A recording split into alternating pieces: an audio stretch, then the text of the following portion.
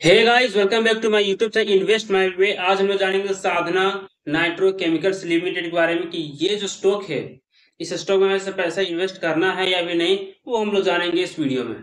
तो जान लीजिए कि ये जो स्टॉक है, ये केमिकल स्टॉक है। ठीक है, ये केमिकल कंपनी है और इस कंपनी का मार्केट कैपिटलाइजेशन देख सकते हैं 690 करोड़ की ये कंपनी है। ठीक है, और करंट प्राइस चल रहा है 21 रुपए का। 690 करोड़ की कंपनी का करंट प्राइस मात्र 21 रुपये। तो समझ सकते हो कि इसके फंडामेंटल्स में कुछ ना कुछ कमी होगी। इस कंपनी का हाई जो लगा 74 रुपये और लो जो लगा है 15 रुपये का। तो आप समझ सकते हैं कि कंपनी कहां से कहां तक आ गई। 74 रुपये जो कंपनी जा रही थी, वो अचानक आ गई 15 रुपये में। ठीक है, तो आप समझ सकते हैं कंपनी में कितनी बड़ी गिरावट हुई है।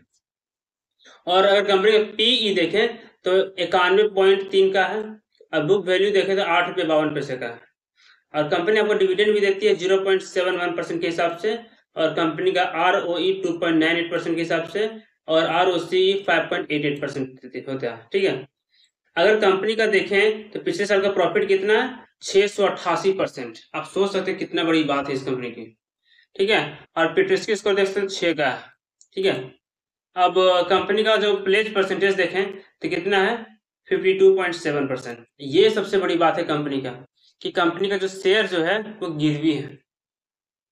कंपनी का शेयर जो है वो गिरवी है। कितना, 52%, 52.7%। ये एक बहुत बड़ा परसेंटेज है जो प्लेज है, गिरवी है। ठीक है, तो सबसे बड़ी चिंता की विषय यहाँ पे यही है और कोई नहीं। अगर हम लोग कंपनी का सेल का बात करें तो कंपनी का सेल देख सकते हैं 2023 में 143 करोड़, फिर उसके अगले साल 190 करोड़, और इस साल थोड़ा सा कम हुआ है, कितना, 166 करोड़। सेल में तो कमी हुई है कंपनी पिछले साल के मुकाबले, लेकिन प्रॉफिट में कमी नहीं हुई है। पिछले साल प्रॉफिट कितना था, 3-4 करोड़ का था, और अभी है 8 करोड़। तो प्रॉफिट पिछले साल के मुकाबले डबल हो गया। इसका यही मतलब कंपनी अपने खर्चे को कंट्रोल में कर लिया है, इसीलिए प्रॉफिट यहाँ पे ज्यादा दिख रहा है। अब कंपनी का रिजर्व्स की बात करें तो कंपनी का रिजर्व देख सकते हैं पिछले साल कितना था, 202 करोड़ का था, और इस बार है 248 करोड़ का। ठीक है, तो कंपनी का रिजर्व भी बढ़ रहे हैं, बहुत अच्छी बात है। और कंपनी का पिछले साल कर्ज कितना था, 233 करोड़, इस बार 247 करोड़। तो समझ सकते हैं कंपनी का जो रिजर्व है, जितना रिजर्व उतना कर्ज भी है, तो कर्ज तो आराम से चुकाया जा सकता है, आपको बड़ा चीज नहीं है कंपनी के लिए। अब कंपनी का प्रोमोटर्स होल्डिंग देख लेते हैं। प्रोमोटर्स पास कितना होल्डिंग है, 64.90% की होल्डिंग है। ठीक है, और एफआई के पास कितना, 0.06। और पिछले बार कितना था एफआई के पास, 0% की होल्डिंग थी, लेकिन एफआई ने अपनी होल्डिंग कुछ यहाँ बढ़ाई है। अब डीआई की बात करें तो 0.01% की होल्डिंग है, और है पिछले बार भी थी और इस बार भी है। तो समझ सकते हैं कि यहाँ पर डीआई ने अपनी होल्डिंग को ना बढ़ाई ना घटाई, उतनी ही रखी है। ठीक है, और पब्लिक के पास 52%, 35% यहाँ पे होल्डिंग है।